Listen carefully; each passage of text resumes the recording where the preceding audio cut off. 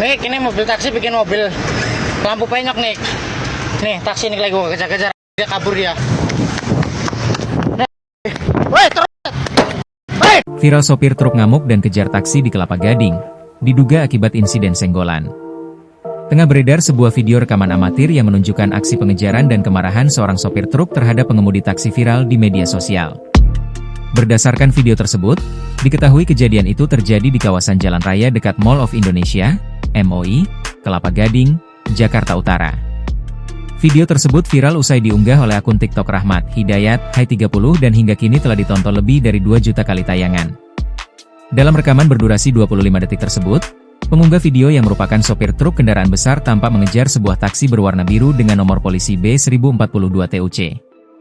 Sopir truk tersebut mengklaim bahwa taksi tersebut telah menyenggol kendaraannya hingga menyebabkan lampu bagian depan penyok. Nih, mobil taksi bikin mobil lampu penyok nih. Nih taksi lagi gue kejar-kejar. Kabur dia, ujar pria dalam video tersebut dengan nada emosi. Tampak sopir truk itu pun langsung menghentikan kendaraannya dan turun di tengah jalan. Ia kemudian berlari menghampiri taksi tersebut dan melakukan pemukulan pada bagian belakang dan kaca mobil taksi sambil melontarkan kata-kata kasar.